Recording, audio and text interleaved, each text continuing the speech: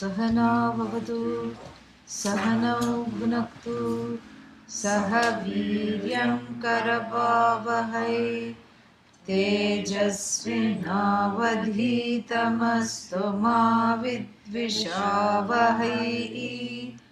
ॐ शान्ति शान्ति शान्तिः।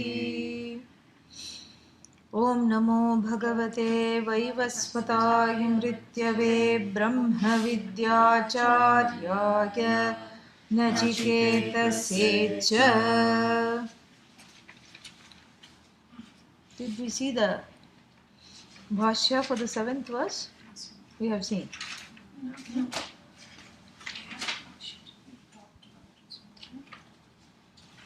Have we seen the Bhashya for the 7th verse? I don't think so, Swamini. I think we stopped at the end of 5. 5? No, 7. 3.7. It's not 5. That much I know. 7, Swamini. Have we seen the Bhashya for the 7th verse? I don't think No. so, Swamiji.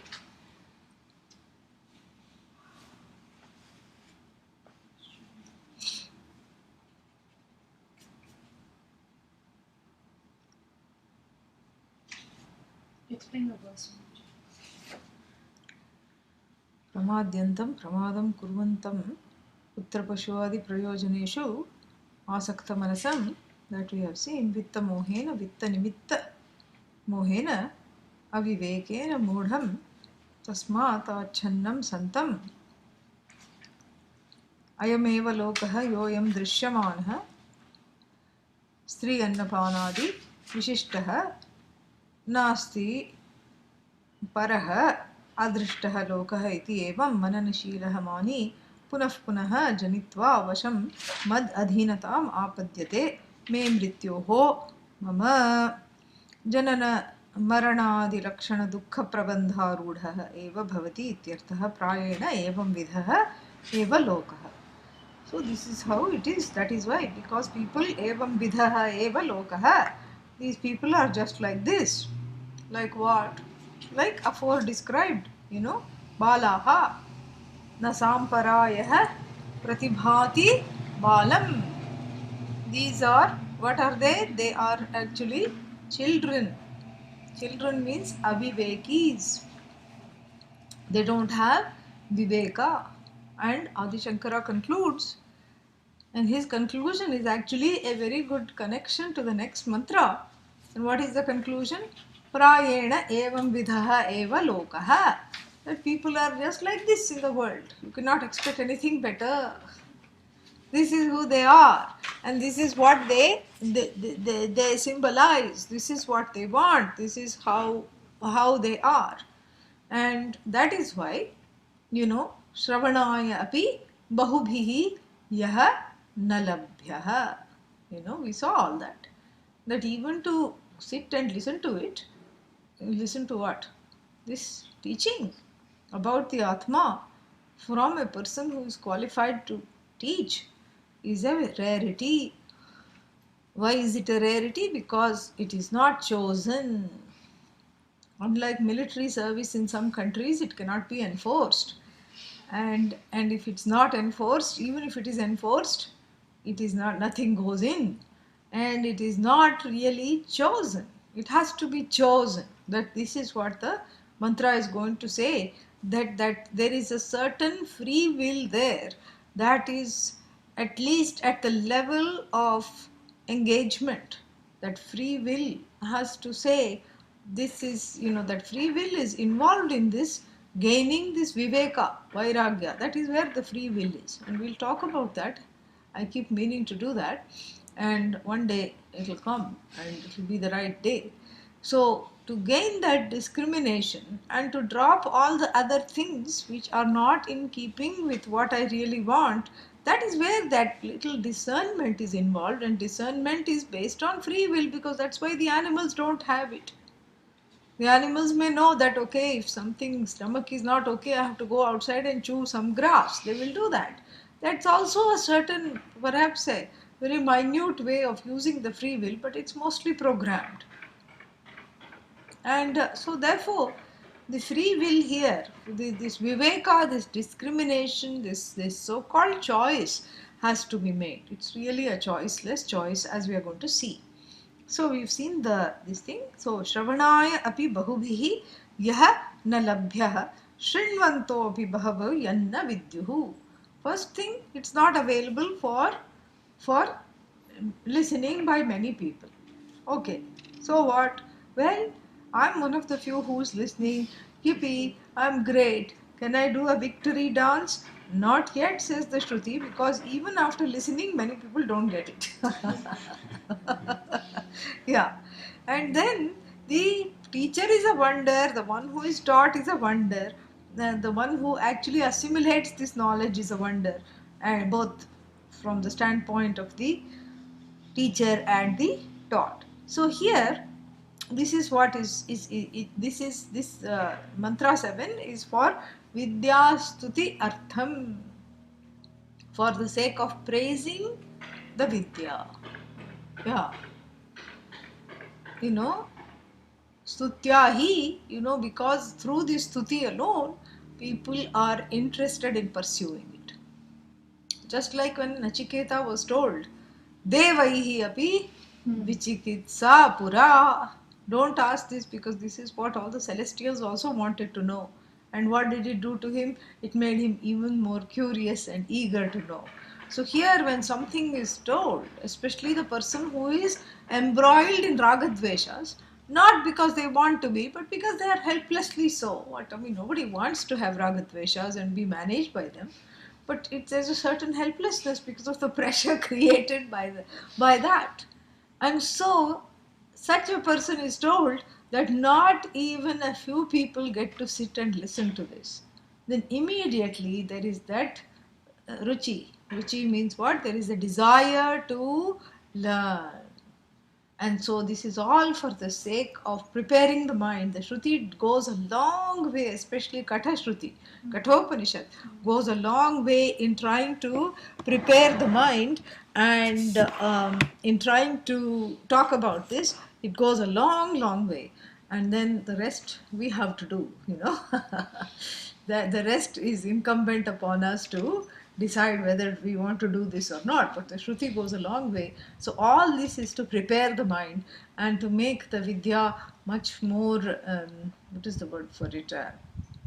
Appetizing. Bhashya.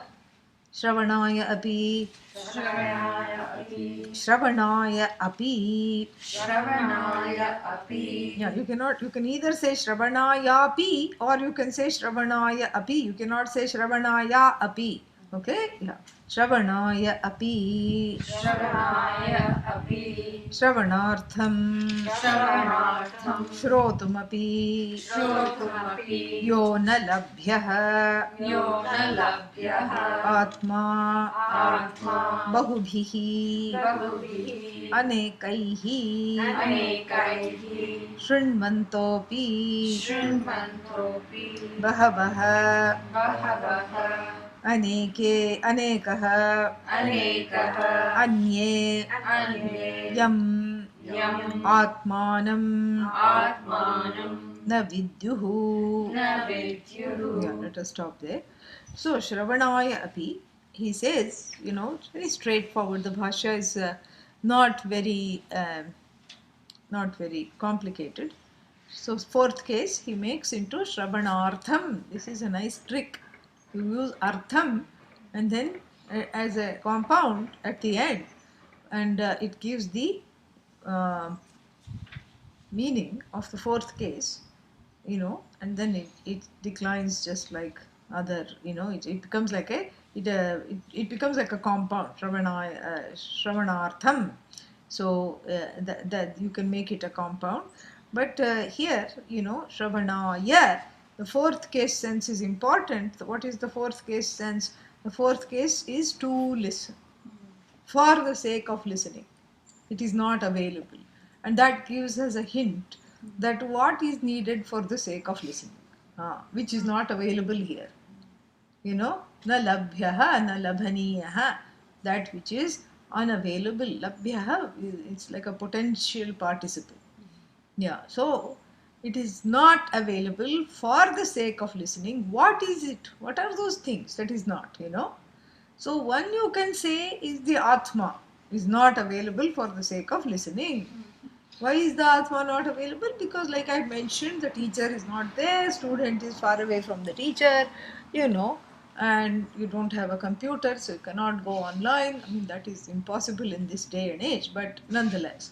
So many reasons might be there. But here, that use of the fourth case is bringing in some other, ushering in a few other things that have to be, that have to be talked about, that have to be assimilated, that knowledge of what are those things on which this Shravanam depends. Because the very next line is, even after being available for listening, it is not available, it is not available for understanding. Okay, then why should I bother to listen? Already it is not available for listening. All right, here I am, the lone star coming to class, and then and then what? As a result, I think, oh, I'm special. But then, wow, what makes me special is that even after coming and sitting, nothing is going in. You know, big problem, etat. This is a very big problem. So, therefore, the Shravana, yeah, for the sake of listening. Why is it not available? You know, you can say that, okay, I'm living in a small town. All these adi bhautika factors, that there are not any Vedanta centers, or the Vedanta centers are there, but I don't like that particular teacher and that particular center, so I want to go to some other center. That is all adi bhautika problems. What are adi bhautika problems? Problems surround in my surroundings, which make it difficult for me to listen. What is the surround problems in my surrounding? I don't have surround sound. That is that is called problems with my surroundings. So I'm not able to listen. You can always say that, and it's very easy to point the finger. Atra tatra sarvatra. Here, there, everywhere. You can just point the finger and say that I am not listening because the microphone for live stream is not working. So many things. I am not listening because something else is going on that is more interesting. That's also Adi Bhautika problems. Correct? Yeah. And of course, Adi Bhautika means problems connected to the surroundings, centered on the surroundings. Of course, there is Adi Daivika problems, big time. What are Adi Daivika problems? Centered on karma, acts of God, etc. Things which I cannot control. Like what? Karma. Yes, tire gets punctured each time I try to get into the car to go to class, or something happens. Yeah, so when karma and car trouble coincide, it's called karma. Just this is how Americans pronounce karma anyway. So this is what it is. So many times, and sometimes people come and say, "I just forgot there was class." How you can forget? Well, it happened. I just slipped the mind. Karma. So Adhidaivika also is included here. Shravanaya api bahubhihi yah nalabhyah. Adi Bhautika definitely included and also easily discernible, because even the person who is dense enough to not know that there is such a thing called karma, who is quick enough to see that there are other people that are responsible, or other things that are responsible. My mother didn't want me to go to class. How old are you? 52. And how old is your mother? 82. Oh, is your mother living with you? No, she lives somewhere else.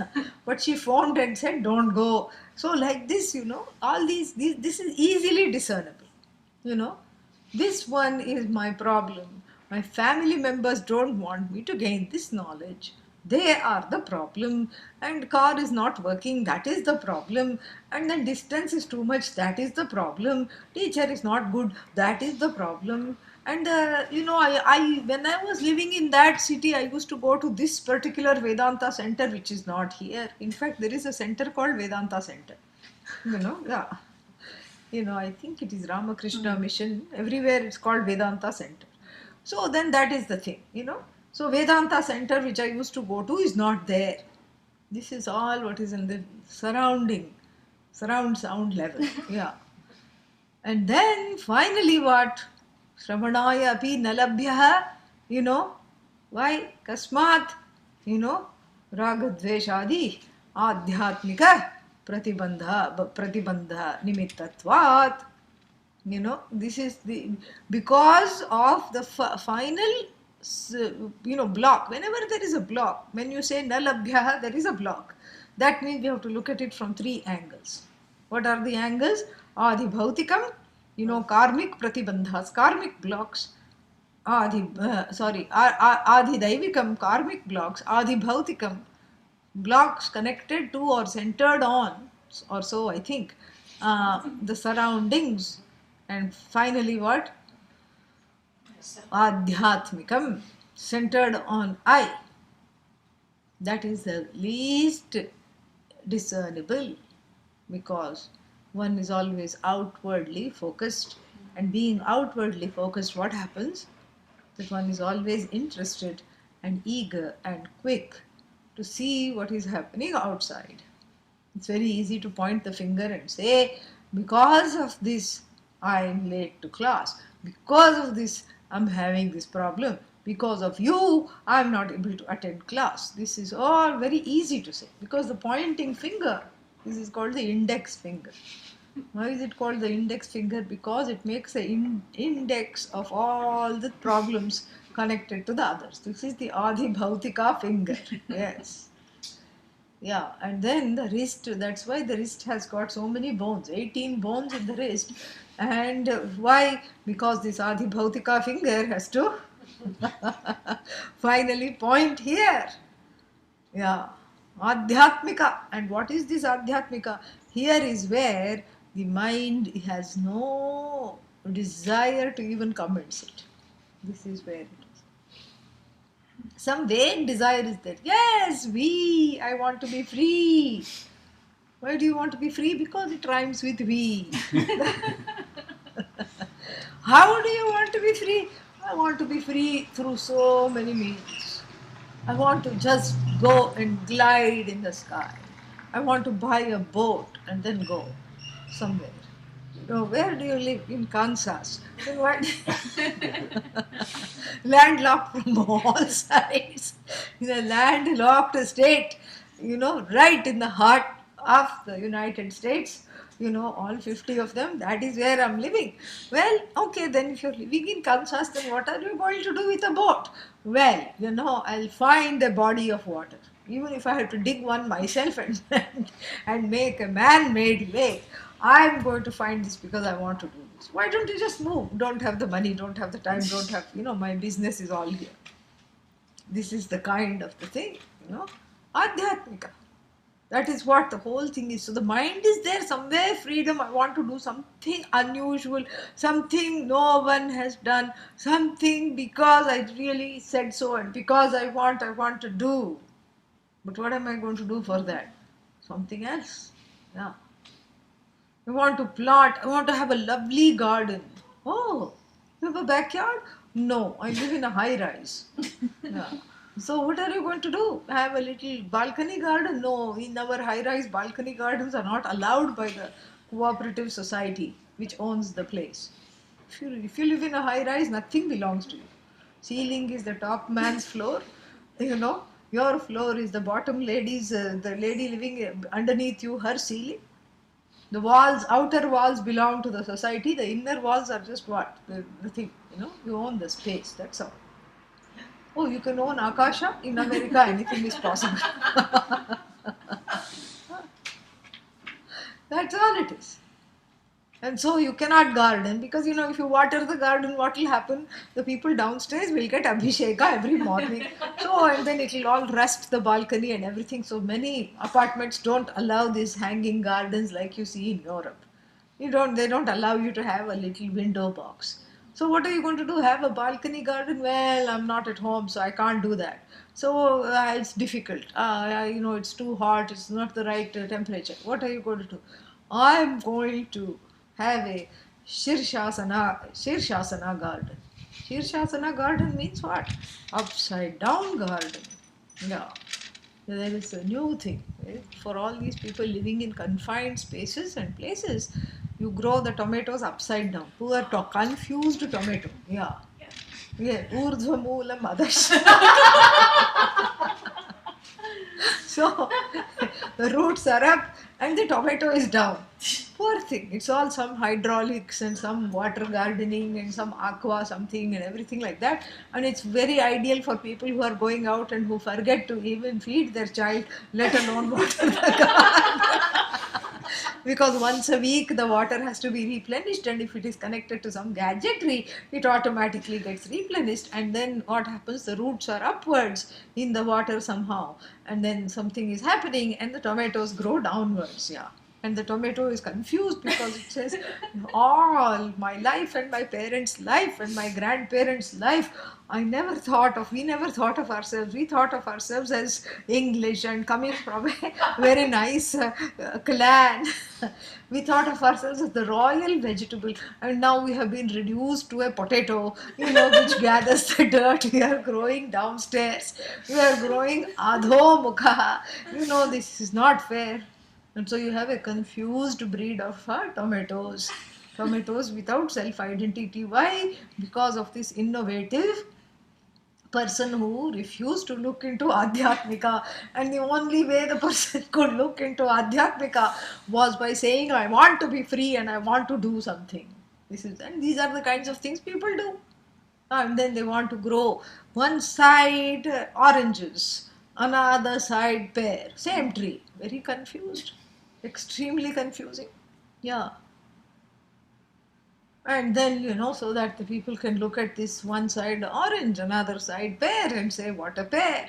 And what a pair of fruits these are. And then some other people, they like all this bonsai, The orange is the size of, what is that? The pinheads, the head on the pin, that little pearl is there, that's the size of the orange.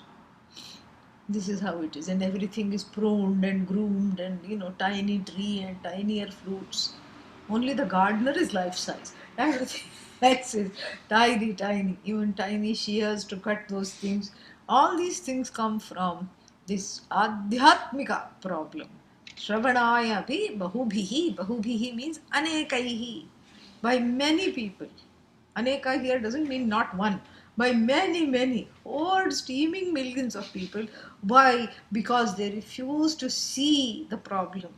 What is the problem? The problem is myself alone, or rather, my view of myself. This is Adhyatmika, centered on this I.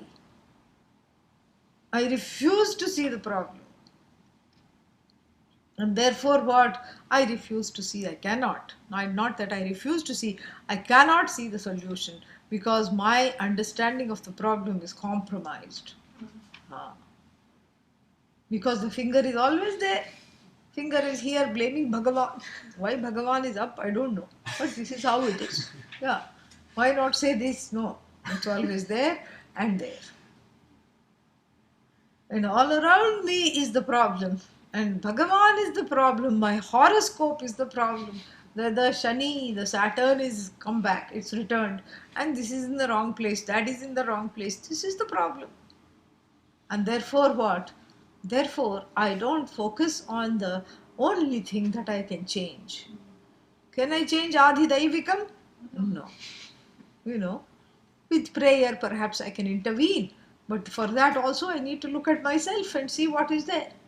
Otherwise, without Adhyatmika, without understanding the truth of where the problem is, I cannot even intervene to change it. I cannot change acts of God and karmic acts, really speaking. And then what? Can I change Adhibhautika, my surroundings? Everybody is saying no, but then nobody stops attempting to change it. This is what is the fascinating thing for me. Yeah. Everybody says no, we cannot change anybody. Everybody becomes a philosopher, hammock philosophy this is, not even armchair. Yeah. Lying in the hammock on a nice summer day, this is what comes out. This is hammock philosophy, safely in the hammock. One is, putting on the philosopher's hat. And then they will advise other people also, what can you change? You cannot change anything. But they will be trying to change that very person. This is what the problem is. Even though intellectually people maybe cognitively they kind of get it, they kind of understand that nothing can be changed, but that doesn't stop them from trying. In fact, the whole life managed by raga dveshas is about changing the adi bhautika, making everything more conducive to aham I. Who is this I? The Ragadveshi. Yes, the one who owns up the Ragadveshas, the owner of the body, mind, sense complex at the level of the Ahankara, this I, that Aham. I try to change and then fall flat on my face. But then I get up like Jack in the Box again and try to change it again. So the whole life is wasted trying to make people, objects, relationship, things and situation more conducive to this fellow who is constantly dissatisfied. And the attempts are what? Attempts are met with failure only because you are not the only one attempting. While you are attempting to change the other one has already employed 3-4 people to change you. Yeah, you think you are the only one. No, that person has arsenal. Yeah, that person has deployed 4-5 people, one person to spy on you, another like NSA, another person to convince you, third person with a club in case you're not convinced, not country club. Yeah, a club picked up in the countryside, that kind of club to beef you into submission. Yeah, and the fourth one, a drastic measure in case the first three fail. Yeah. So this is what it is. So other person is also, it's like a taffy, push, pull. This side, that side, this side, that side. The asuras and the devatas catching hold of this, what is that called? Rope game. So what is that? Tug of war. Tug of war, yeah. So ragadveshas, yourself and others. Others ragadveshas and your ragadveshas playing tug of war. I'm not going to comment on which are the devas and which are the asuras. All are asuras. This is what it is. Yeah, because if you are engaged in tug of war, what happens? Nothing happens because you win. You feel very happy you won, and you let your guard down. Oh, the rope has gone to the other side. This is what happens. And in this angst, in this anxiety to control the world and make it more amenable to myself. This is what the whole thing is. I want to make my surroundings more amenable to I. I want everything and everybody to act in accordance with my expectations so that I can be comfortable. I want Bhagavan to act in my expectations so that I can be comfortable. This is the Artharthi Bhakta, the one who makes deals with Bhagavan. Make this business successful. Why? Because I have named it Krishna Enterprises, Balaji Enterprises. As though Krishna has no other work. Yeah, but I'll give you 50% of the profit.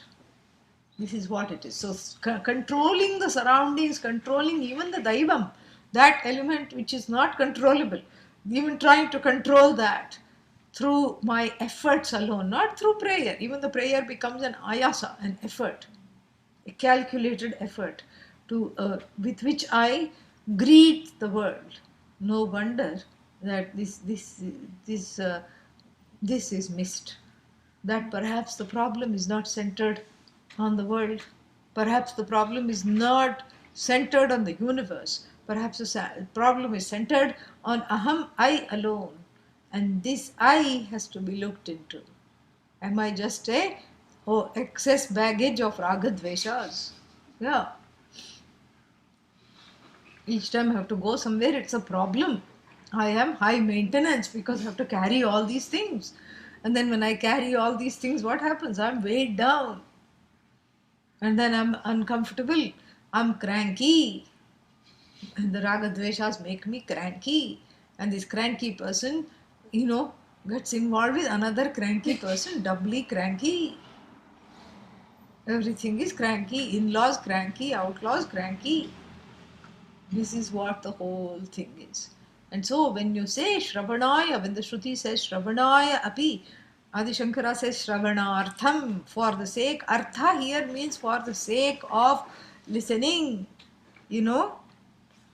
Shravanartham means what? What? All the things that are needed for the sake of listening is here, you know, is involved here, has to be brought in here, you know. All various kinds of pratibandhas, blocks at various levels. Bahubhihi yanna labhyaha. Okay, so shrotum api means even to listen. Shrotum here doesn't mean, api doesn't mean also, it means even. So बहवः अनेकः अन्ये you know यम आत्मानं शृण्वन्तः अपि न विद्युः. So the second, that is the first case scenario of people who are not introspective at all, not introspective enough to even look at where the problem is. And why do I keep, you know, doing this round the Robin Hood barn again and again? Robin Hood barn is samsara, around samsara again and again. Why, you know, why am I going around this again and again? What's wrong with me? Nobody even thinks that, because the finger is pointing somewhere else. It's made an indices of all the grudges and the things that need to be changed. It's make every morning it does a survey. So although it's equipped with little eyes, you can draw eyes on this and a frowny face because it doesn't like. And then it goes like this. And it goes all over the place. And then what does it do? It makes an index of all the things that are wrong and says, you know, frowny face, I don't like this, I don't like that. In fact, I don't like you, let's begin with you. And so therefore what it misses, the whole thing. This is the first case scenario. Second case scenario, you know, somehow by some Bhagavan's grace, they have found out. These are the second group of people, slightly smaller in number. You know, the first group is the teeming millions, okay? Yeah. Who are not in class, okay? Who are never in class. Yeah. And then they don't even understand why this has to be studied, because they are busy trying to fix the world. They don't see that the problem is in my own vision of myself and the world and Bhagavan. So my vision has to be altered. You know, and even if you tell them you need to alter your vision, they will go to a store which sells eyeglasses. These are the kinds of people. So we are not we have dispensed with them because they are the finger pointing people, these fingerlings. And then now the second one are people who are somehow by some activation of the Purva Punya. Purva Punya is like yeast. You have to let it sit and then it rises. And makes favorable things. It rises, becomes aromatic, and makes favorable things happen to you. This is what it is. You know, once you put it in the oven, the yeast, you know, rises, and then it rises further in the oven, and then it makes everything smell nice, and then, you know, you get the phala, you get the results of previous punya. Like yeast, it has to sit, you know, it is a leavening agent. Upachaya, you know, it makes everything come, it makes the person, the frowny face is now. Ha. Not that the person has done too much introspection, little bit they may have done. You know, something is not right, and that little bit, even to do, some grace is involved here. And that is what is called punya. And that grace has come in the form of some, you know, person accidentally attending the class by mistake, because they were actually coming to ask for some water or to convince other people, Jehovah Witness, and then they rang the bell and they were constrained to listen to the rest of the class, and then they threw away the pamphlets. I mean, wishful thinking, but you know, it can happen. So it can happen, who knows? Maybe, you know, someone who was not quite converted to that, they threw away the pamphlets or used the reverse of the pamphlets to write down Kathopanishad notes. Yeah.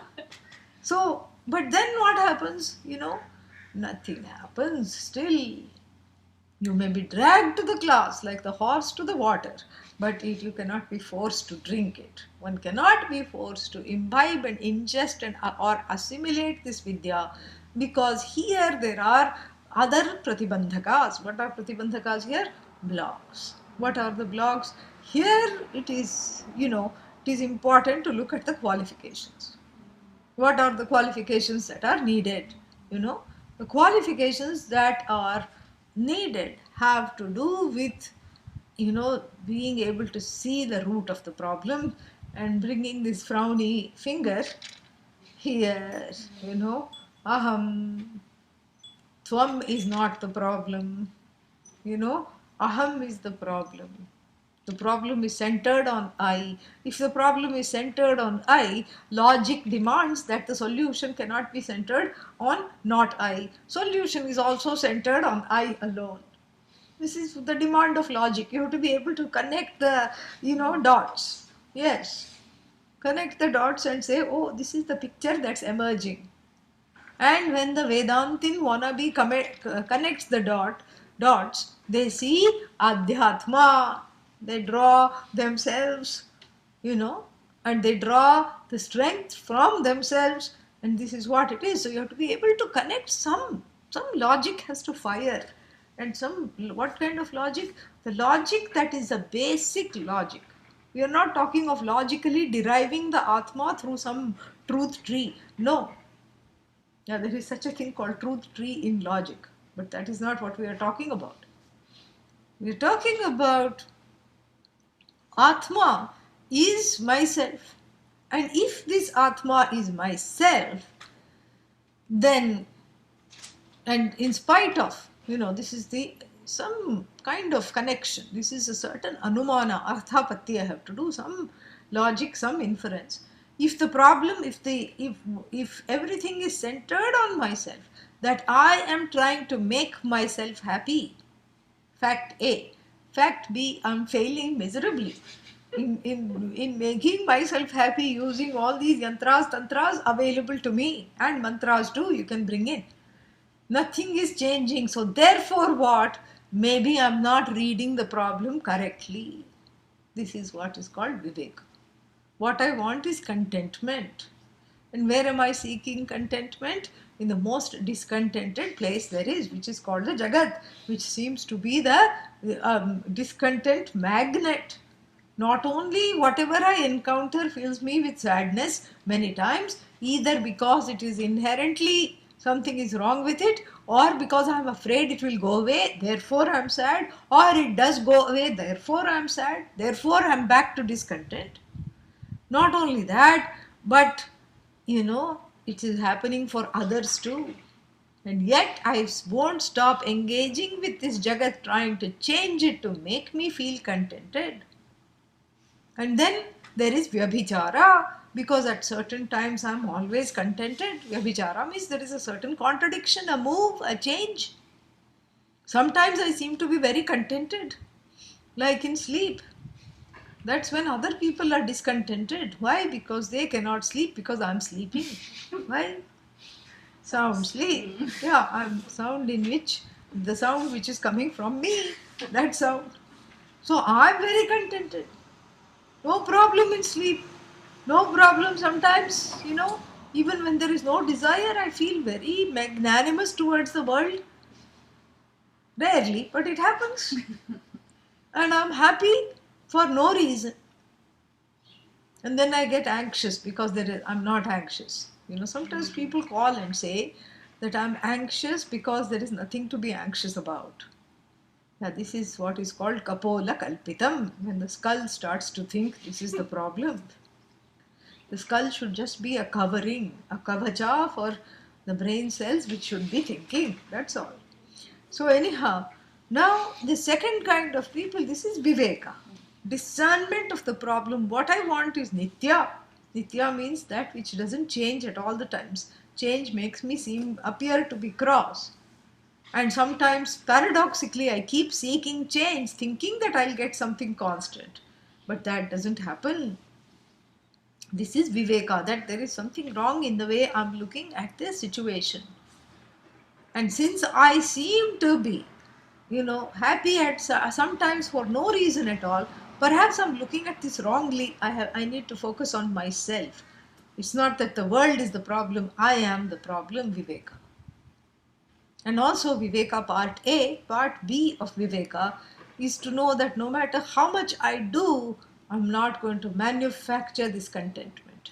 Because a contentment that is manufactured through action is by definition finite. What I'm seeking is the infinite.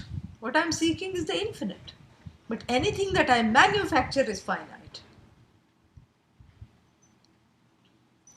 The only thing that appears relatively infinite is the exhaustion from manufacturing process. Yeah, that seems to be interminable.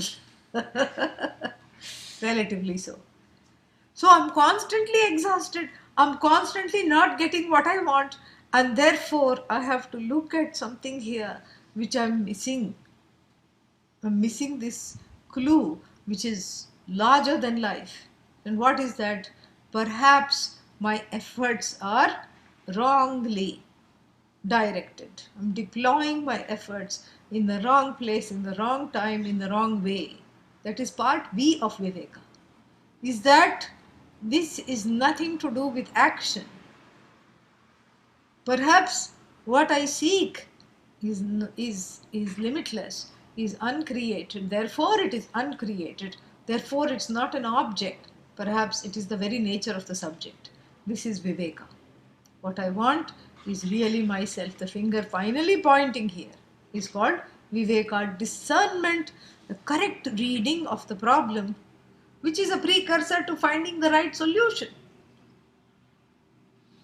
Then if the problem is I, and if perhaps, I don't know this, but perhaps I am the fount of contentment and I have to understand this. So therefore, you see, the effort goes from manufacturing to assimilation to understanding, to seeking to understand. So the seeking is still there, but the seeking is directed to understanding rather than reproducing, producing, reproducing, which seems to be difficult. So you see, the seeker is really the sought. I'm entertaining this possibility, Viveka. And if the seeker is sought, what do I have? Is the one who is sought, what do I have to do? I have to seek the seeker. Oh, how to seek the seeker? I have to seek the seeker by attending the classes which all talk about the seeker. This is what it is. So I'm only seeking the seeker and I have stopped seeking other things. This is Vairagya. This is what it is. Seeking the seeker alone, Kevalam, is Vairagya. Dispassion. Dispassion towards the problem. And what is the problem here? The problem is understanding myself properly. And seeing that the problem is centered on the I, therefore the solution logically also must be centered on the I, Viveka. And then finally, so the second thing is that after gaining this Viveka, when the finger has stopped pointing elsewhere, the finger is where now? Here. And therefore my attention is also here. The finger means attention. Yeah. There is a nerve from the brain that directly goes here. So when this points, all the focus should be inward. Therefore, I drop the pursuit, the main pursuit, which is the culmination of all pursuits, which is the essence of all pursuits, to try to change the world, to make it more compatible to the ragadveshas and make it more comfortable to the thriving ragadveshas. I stop making the world a place, a petri dish, comfortable for the thriving of the ragadveshas, where they proliferate. And proliferate they will, because that's what they do. So I have to, this is a very important thing that I have to do. What do I, this is a have to. Kartavyam. Atma va are drashtavyaha. Darshanartham shrotavyaha. This is where one comes to Shravanam. Have to. That Tavya has this force of injunction. Must. This is a must. Why? Because otherwise the knowledge is musty. That's why this is a must. Oh, but I don't like musts. All right. Thrive in the ignorance. Because the problem is the ignorance I have to see. I'm not seeing what the issue is. I'm seeing this issue. I understand that the priority in my life has to be seeking the seeker. Because the seeker is the sought. When I seek the seeker, I understand through this pursuit alone, I understand that I am the sought. When I seek that which is myself being infinite, I will never be misled. This is the only way. Whereas if I seek everything that is finite and I deploy my efforts to gain the finite, all those pursuits collude with the precious time and the precious resources that I can deploy to seek the truth of myself. This is Vairagya. Viveka, Vairagya have a stereophonic kind of effect. Stereo, they go in tandem. Sometimes, rarely, Vairagya comes first because something sad happened. Some loss, some fear, some pain, lost the job, lost the senses, lost the mind, something happens. And then to regain that, people seek refuge in Vedanta, but even that's okay. Because with the knowledge, blessing the person, what happens is that the person starts to enjoy and starts to put everything in perspective, and Viveka then comes. But usually it's the other way around. Viveka is the precursor. What am I doing? Why this deja vu all the time? Same thing I'm doing, same thing I'm seeking, and it's not making me contented. It's not making me, drop the self-judgment, to drop the self critique. It's in fact increasing. All this I have to see. And that, repatriating with the finger coming back towards myself. The pursuit is me. The end is myself alone. And that infinite is what I want. And the infinite cannot be gained by finite means. And all means that I'm deploying are finite. Oh, but listening is also finite. Because just now I listened, just now I have forgotten. So it is finite. That's why we listen every day. Yeah. But then how can the finite listening give me the infinite? The finite listening doesn't give you the infinite. The finite listening only removes the blocks. The infinite is yourself. It is not a product of listening. That you have to understand. So then what happens with listening? All the non-I drops. That's what it is. Everything that you have identified as yourself. I am finite, I am subject to fear, I am subject to loss, I am subject to sorrow, I am subject to self-judgment, I am subject to discontent, drops. Or what remains? Only the subject. Yeah, subject to this, that drops, only the subject shines as all, as whole. So it's not that the listening, which is finite, 1 hour every day, is going to produce the infinite. No, the infinite is not a product, it is. But it is also, because of this ignorance, got mixed up and entangled with the finite as itself. So the I has misidentified with the body, mind, sense complex and the Jagat and everything that is finite, and therefore it needs to be repatriated with the infinite, and that repatriation is what this teaching is all about, the infinite being yourself. There is no way you can go wrong. You cannot go wrong at all once you start seeking the seeker. Viveka Vairagya. And what powers this Viveka Vairagya is something called Mumukshutvam. I want to be free of this non-acceptance of I. I want to be free of these wanting persons inside me. I want to be free of this constant, relentless fears and tears centered on the sense of non-achievement. And this non-achievement is always connected with the I. I should be better. I haven't achieved anything in life. I'm a loser. I'm a failure. I'm an idiot. I'm a donkey. And then, when people have children, they extend it to the children. This is what is called tiger mom, tiger dad. What do? They threaten the children. You better get 99%. How is it possible? The father got 52%. Yeah. Yeah, mother was slightly better, 68%. And you take the average, genetically. How will the child get? But this is what they expect all the time. And then why? Because the child is an extension of me. And then this child, of course, happens to be 54. And then they take the child out. Come with me, we'll go here. Take me. And actually, it's unclear whether the child is taking them or they are taking the child. Like many people walking the dogs. And then they go to the place and then they are embarrassed. The parents are embarrassed because of their quote unquote child's behavior.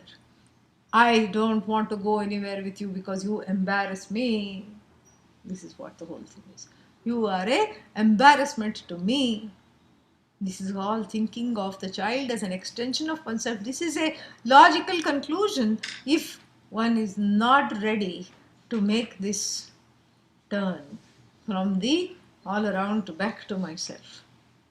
If one is not ready, this is a logical conclusion that one will constantly be unhappy with even the things that can make one happy, like children, grandchildren, etc. They will not give joy because one constantly expects something else, that one's own self, what is that? Self discontent is projected onto everything around oneself. This is the problem. And therefore, this is mumukshutvam, that I want to be free of this nagging sense of self-doubt, self-discontent is the third qualification. Very much needed. And in order to have these three and to keep these three burning, there is the fourth qualification. What is that? Shamadhi Shatka Sampattihi. A fourth qualification, I'm breaking it gently, is actually a six-pack, a group of six. It's called the six-fold treasure, sampattihi, six-fold nidhi, treasure.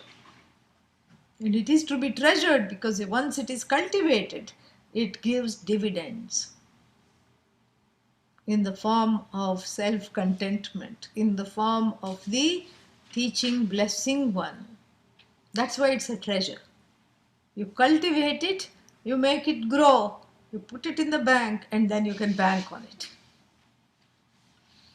It's a personal value bank. These are the values.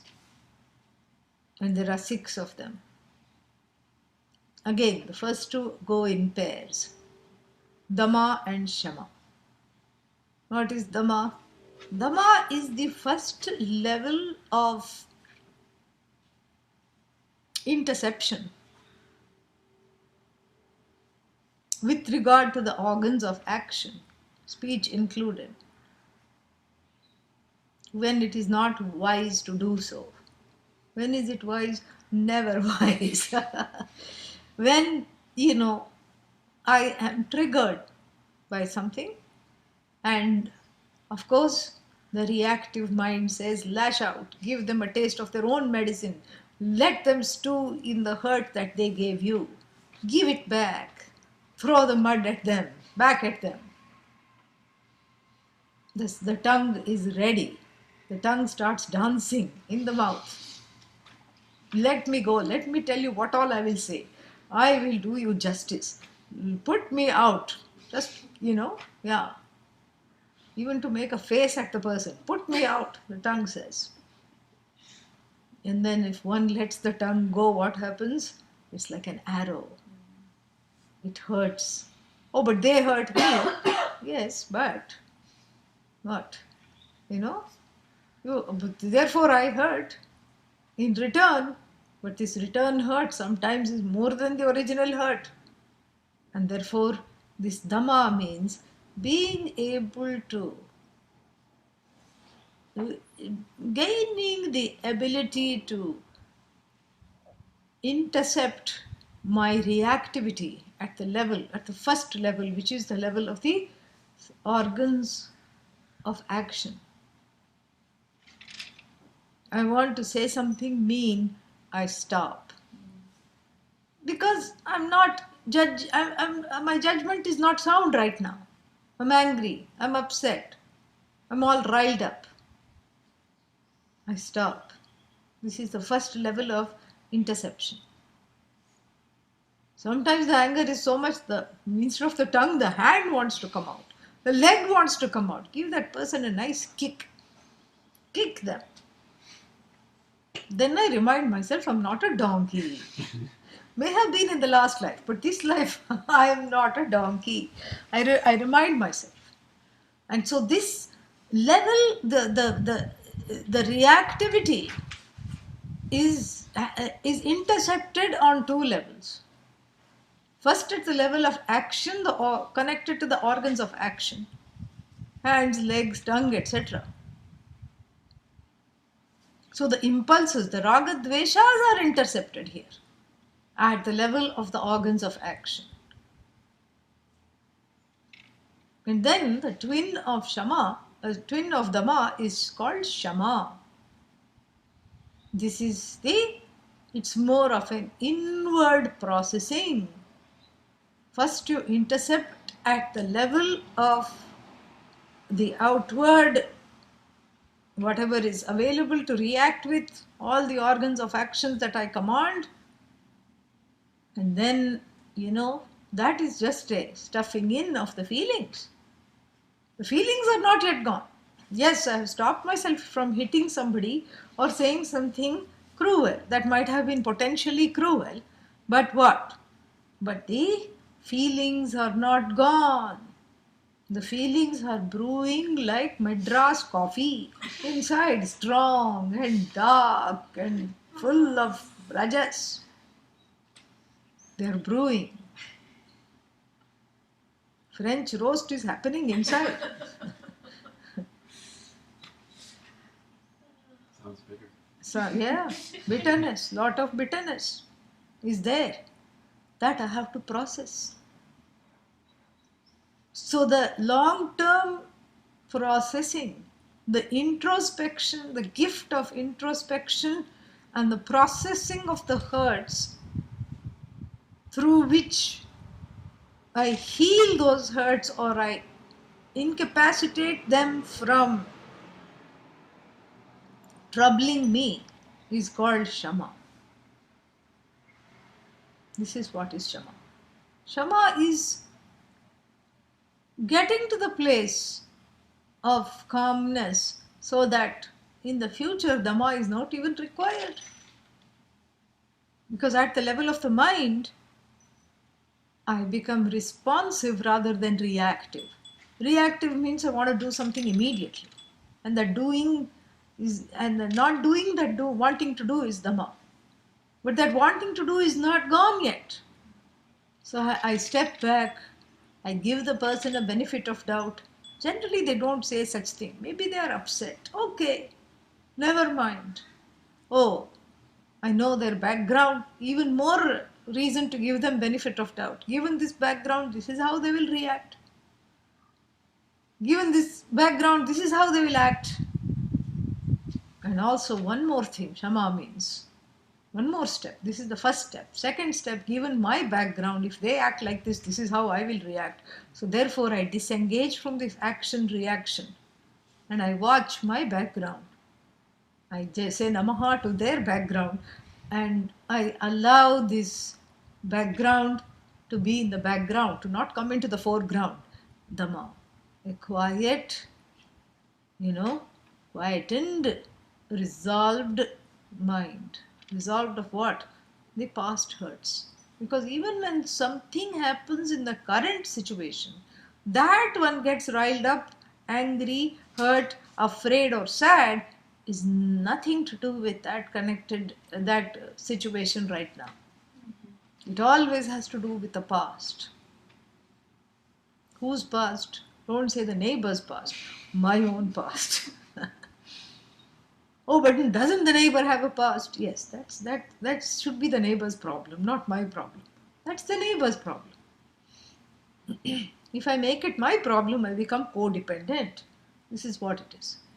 So, Shama means resolving that. It's a private affair.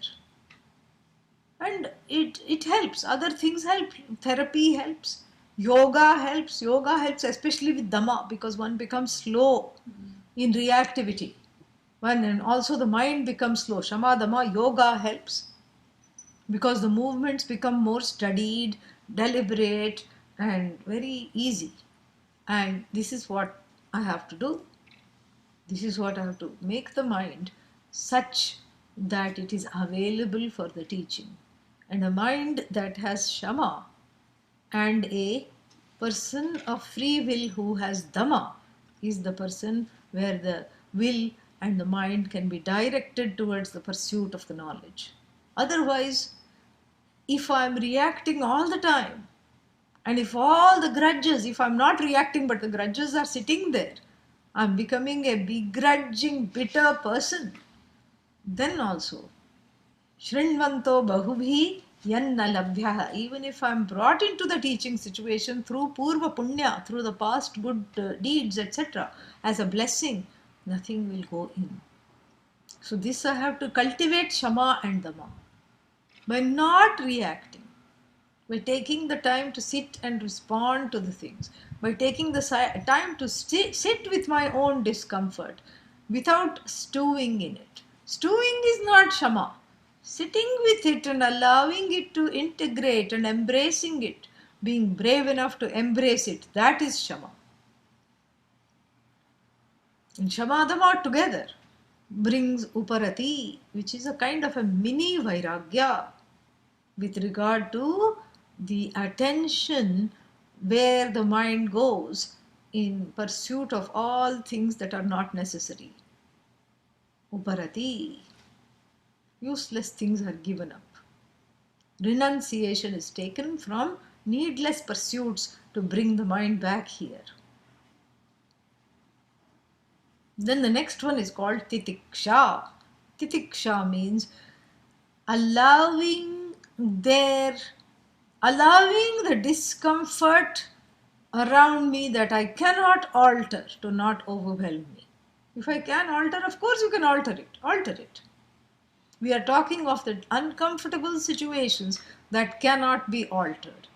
Titiksha is not going online shopping for a bed of nails and then sitting on it. No, that is not Titiksha. Titiksha is supposing there is the cushion is now gone from your couch, you are okay with it. You're okay with a sagging cushion because one cannot afford to buy something else or whatever it is, you make do. You make do with what can be altered, not grumblingly, not fumingly, grumblingly outside, fumingly within, but cheerfully. Cheerfully putting up with difficulties because I know that this knowledge is precious and I focus on the knowledge rather than the difficulties because the difficulties connected with the body, mind, senses will always be there. Which body is free? No body is free. So cheerfully I put up with the difficulties because the time and the effort and the resources wasted to attend to all those comforts which still leave me wanting. You know, like that person who used to come to class with 6 cushions and the first half was trying to rearrange the cushions. First half the person was never available. Rearranging one here, one there, one behind, one front, sitting on one on the top of the head, all kinds of things. So Titiksha, that's why they used to miss first half of every class. Every class, you might have seen that person. In DC, one person used to come, 6 cushions, various sizes, shapes and hardnesses and softnesses. One under the thing, one under here, one on the belly, one on the head, all kinds of things. Half of the class, the person was unavailable. This is what happens. Shrinvantopi bahubhihi yanna labhyaha. This is why Titiksha is important, to keep oneself in a place of listening. And then what? Shraddha. Shraddha is my handshake. The knowledge is what is shaken. Yeah, in fact, it shakes me up. But the knowledge is what is encountered. So in the olden times, the handshake was actually, even though it was not about contacting the energy field and the aura of the other, and then touch is always nice. It's like having a hug. None of that. In those gun toting days, which are of course those days have come back now, everyone shooting everyone else left, right, and center. But in the olden days, in the gun toting days, they used to shake hands to show that I am not, my gun is in my pocket, not directed against you. I come with you with free hands. The dominant hand, which would always be holding a gun, is not right now. So I'm extending my hand to show that I'm unarmed. This is Shraddha. This is what Shraddha is. All my arsenal I keep out of sight. I suspend the arsenal. In my encounter with the Shastra, I show I am unarmed. Not even a shake hand, hands up. Hands up, I am unarmed. Have mercy on me. Enlighten me about my nature. Why two hands up? Here there was only one hand. This is offensive. This is defensive. No defenses, no offensive. Therefore, two hands up. This is the way in which I greet the teacher, the teaching, and the text. Unarmed. This is what it is. We have made an act out of it and we go like this. We start like this and go like this. We bring the hands together because it's all about oneness. Yeah, we don't go like this. This is also okay, but we go like this. First we start like this, bring it together. It's all about for this. I am unarmed for the sake of oneness, and I'm willing to bend my notions. I'm willing to bend my beliefs. I'm willing to bend the notion of even the so-called knower. Greeting the Shastra unarmed Shraddha, my attitude towards the teacher, my attitude towards the teaching. All disagreement, all fear, all blocks, they are the arsenal which actually keep me away from this knowledge. Shrinvanto api bahubhihi yaha na labhya yam na labhyah. That which is not gained even after listening. Why? Shraddha is not there, that's why. Shraddha means an attitude of receptivity, an attitude of devotion, an attitude of reverence for the knowledge, because there's no other way to gain this. And the attitude for reverence, attitude of reverence towards the knowledge is transferred to the teacher, because the knowledge and the teacher are a package deal. The teacher comes along whether you like it or not. So therefore the reverence is extended towards the teaching and the teacher, because without the teacher the knowledge is not attained. This much also is understood through Viveka Vairagya. So many things to understand. And then finally, because of all these things, I have single-minded focus, samadhanam. Dha, to place. Samyak adhanam, where the mind is placed only in the listening. After having with great difficulty brought the body into the classroom, I don't allow the mind to wander. Why will the mind wander if the other too many irons in the fire, too many things happening all at once? This is why the mind wanders. So this I do not allow. Samyak adhanam, samadhanam. So this is the sixfold. Shamadama uparati titiksha shraddha samadhanam. This is the sixfold treasure, which is really considered one, because each one is like a bunch of noodles. You cannot pick up one without all of them coming. If you ask me which one should I choose any. Let it choose you, and the other ones will come along. No, but which I should choose? Shraddha. Choose on cultivating Shraddha. Oh, why are you telling me that? Because Bhagavad Gita says Shraddhavan labhate jnanam. Yeah, so this is what it is. So Shraddha means receptivity. Coming unarmed to the knowledge, keeping my defenses and offenses, raga dvesha suspended in thee, so that the pramana, the knowledge, can operate upon me. I anesthetize the raga dvesha so that I can go through this surgery of repatriating myself with myself. This duality is as though made into one.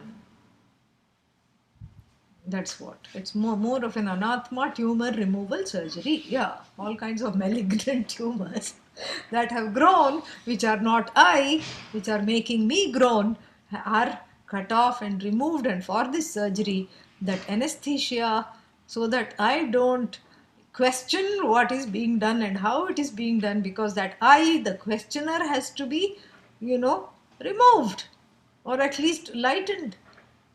So therefore, I submit to this operation of this pramana upon me like even a surgery. I don't argue with the doctor. Are you cutting in the right place? This is too big a scalpel. I think you should use the one lower size. This is too much. I feel that you're taking out the wrong tumor. I think the one next to it. Are you sure you're taking out the tumor and not the organ? It feels like the liver is in your hands, my liver. That's why they put you out. Before the surgeon even meets you, the friendly anesthesiologist will come and say, how much do you weigh? Yeah, and the person was lying every other time, every time. This time they will tell the correct weight because the anesthesia is given on with connection to the weight. Here they cannot embellish. Because if they say, I am lighter, then you will wake up in the middle of the surgery. And you will not ask the question, where am I? Or who am I? Because you will be so frightened, you will not require more anesthesia. They will pass out of fright. All the gauze and the blood and everything, not fun. So this is the anesthesia. This is very, very important, this anesthesia. To anesthetize myself so that from the ragadveshas. What is raga? The thinking is not anesthetized. The cognitive abilities is not brainwashing. The cognitive abilities are there. The questioning is encouraged. What is anesthetized is the needless defense mechanisms and the offensive and the things coming out of the unconscious. I have to put some chloroform, dab all of them with chloroform, and then come to class. Raga, dveshas, all of them. Cha, cha, pa, pa, they are saying in class. Those have to be said, See you later. Here, come here. You have to snuff them off temporarily. Yeah, always carry some chloroform. Shraddha is the form. Shraddha is the chloroform. That's what it is. This is what. So if you are asking my suggestions or advice on what I should pursue of all these 6, because I only have time for one, Shraddha. How much? Many, many helpings of it. Until when? Until it becomes my own nature. Until I cannot see the Veda without looking at it as a pramana. That pramanya buddhi comes. Until then, I have Shraddha. That's all. You see, the qualifications are not hard. Yeah, very easy. So, missing, why are we doing the qualifications right now? Because the one that misses on these qualifications is the one who, even though listening, is not gaining the knowledge. So one is deploying the efforts to come, to do this, to do that, but then what is happening? Nothing is happening. And so if one is wondering, I'm attending all the classes, I'm doing the right things, but nothing is happening, you have to go through this checklist. That same finger has to, instead of making a list of grudges, has to go through this checklist and see where you're not able to check. That one needs a little pull-ups and push-ups. That muscle needs to be developed. Yeah. It's like any other muscle. Shraddha is like a muscle. Muscle has to be developed. And how is it developed? Through exercising Shraddha. Shraddha muscle is developed. Through exercising Viveka, Viveka muscle is developed. Through exercising Vairagya, Vairagya becomes strong. Yes.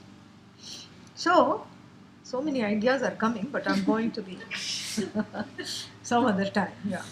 So now, yeah, Bahavo Yanna Vidyuhu, because they don't see this. Why? Because Na Vidanti Abhaginaha Asamskrita Atmanaha Na Vijaniyuhu. So these Asamskrita Atmanaha. Asamskrita Atmanaha means what? The Atmas, the people. Atma here means the people. Those selves, which are they don't have these sixfold qualification. They don't have the other three qualifications either. Not that they don't know Sanskrit. Yeah, that also is true. But they don't, even if they may know Sanskrit, without Shama, Dama, Uparati, Titiksha, resolved mind, a non-reactive body, a mind that is free enough to pursue this knowledge, a mind that is free but not receptive, no use, a mind that is free and receptive, a mind that has ascertained what is the problem, and a mind that has deployed all of its resources to address that problem single-mindedly, and the mind that is very, very eager for freedom.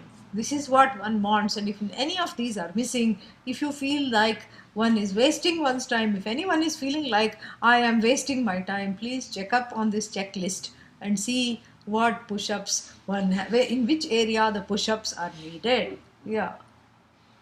So that is what the thing is. So abhaginaha, those unfortunate, unlucky souls. Abhaginaha, na bhagyavantaha. So the ones who are uh, they have no bhagya, they have no bhaga. That is what it is.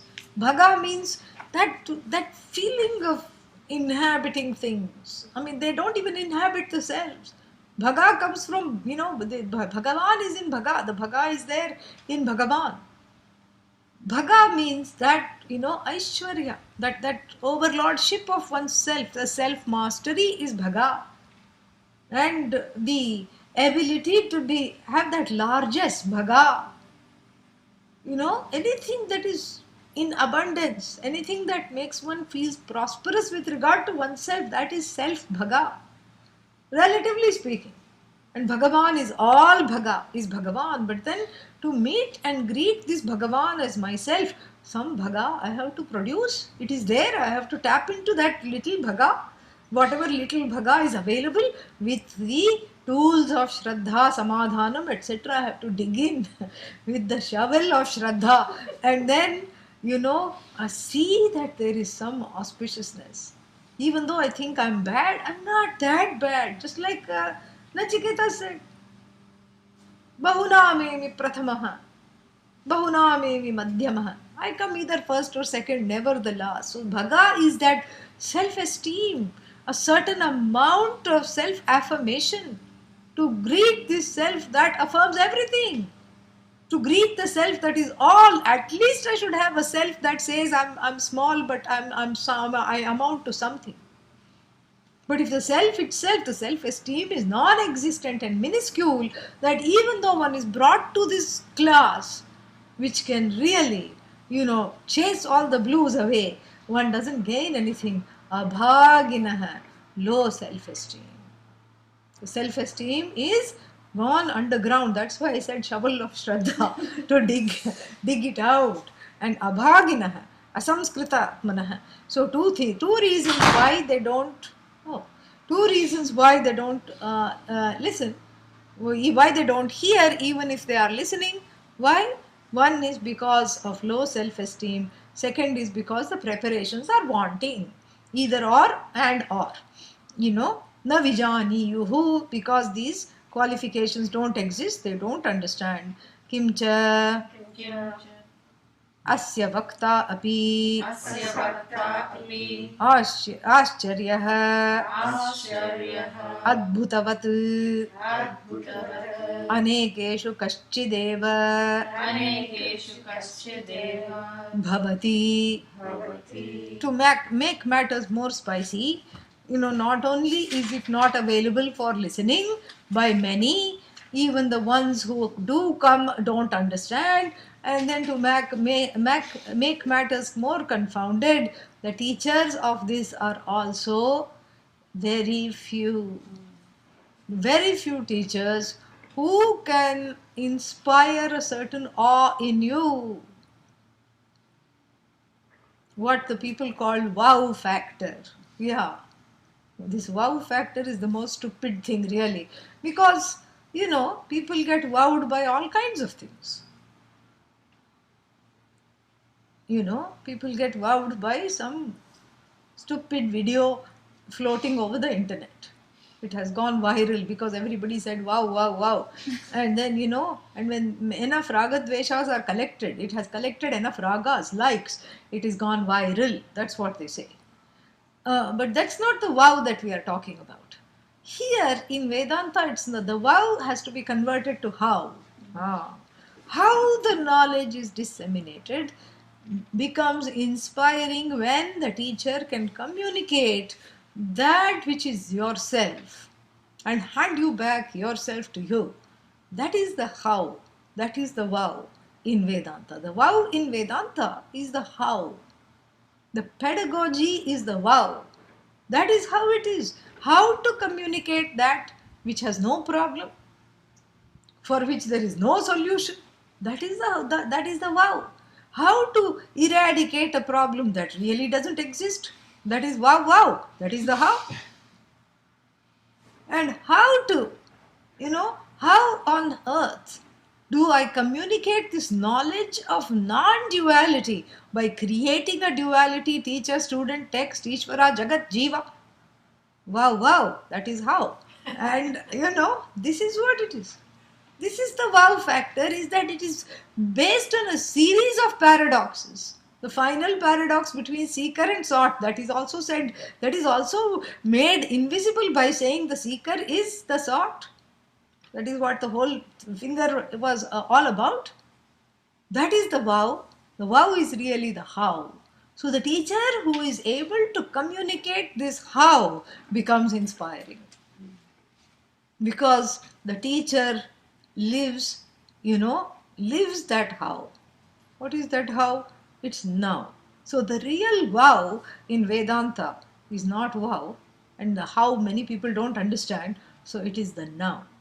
That akhandakara vritti, the now, is communicated. Now you are okay. Now you are free. Now you don't have a single problem. Now you are all right. Oh, but what about later when I leave class? That will be the now. Then also it is now. What about before when I had all these regrets? That is also when are you thinking of the regrets? Now. That now and the how is the wow factor of Vedanta. Yeah.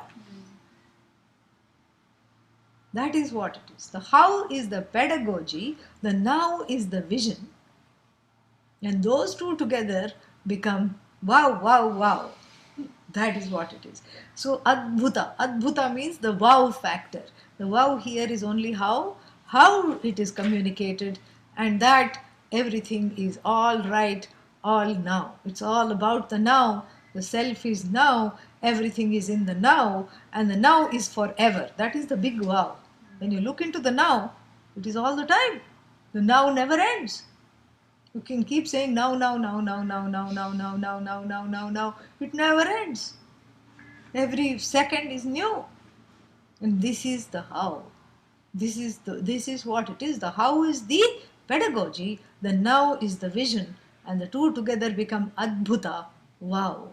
The proper teacher is able to communicate that and inspire the people that are able to listen. And then what?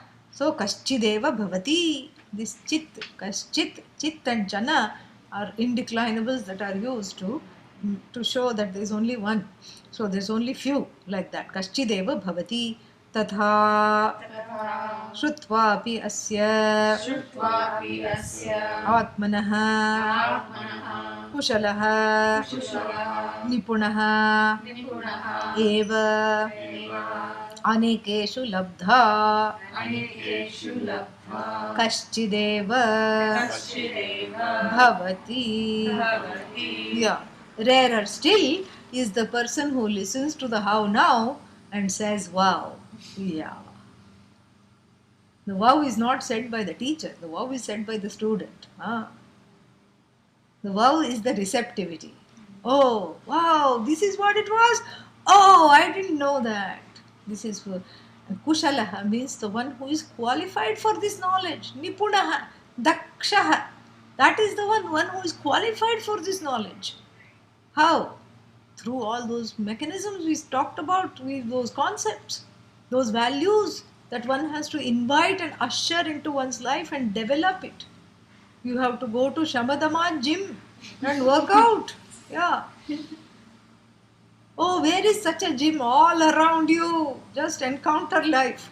Everywhere you will find places to practice Shamadama, Titiksha, Shraddha, Uparati, Samadhanam. All the gyms are everywhere. Life is itself is the gym. Every person named Jim is Jim. And is all it is. Everything is the gym. The gym of life, where you can practice non-reactivity, where you can practice resolution, where you can practice the, perseverance, mumukshutvam, where you can practice shraddha, receptivity. Everywhere, the whole life is a gym. And the one who has worked out and got the six-pack, pun intended, after going to Shamadama, Uparati, Shraddha, Titiksha, Shamadhanam gym, you get a six-pack. And then endowed with that, and the, bicep, tricep, deltoid of Viveka, Vairagya, Mukshutvam comes into the classroom and is blessed with the wow of this knowledge, with the vision and the methodology together is called Kushalaha, Nipunaha, Dakshaha, and then qualified, and that also is a rarity. And then further, Yasmat, यस्मात् Ascharyaha, आश्चर्यः Jnata, ज्ञाता Kaschideva, कश्चिदेव Kushalaha, कुशलः Anushishtena, अनुशिष्टेन Nipunena, निपुणेन Acharyena, आचार्येण Anushishtah San. अनुशिष्टः सन् Yeah, he takes this one because there is a repetition here. We can take it Shrotriya Brahmanishta, which I already explained, but he takes it slightly differently. He takes it as the parampara, the lineage. Kushala Ashcharyo Vakta, the teacher is a wonder. Wow! The student is a wonder because the qualified student is rare. That the qualified student is a wonder. And what is the greater wonder is the qualified student becoming a qualified teacher. Greatest wonder. So this way, the whole teaching is a wonder if one has the eyes to behold this wonder. That is what it is. We see more tomorrow, same time, new time. Shorter classes, but no break. So we are doing everything exactly the same. Don't worry. Okay? Yeah. Om Purnamadah Purnamidam Purnat Purnamudachyate Purnasya Purnamadaya Purnamevavashishyate Om Shanti Shanti Shanti Harihi Om. Shri गुरुभ्यो नमः हरिः ओम् It was a wow class only.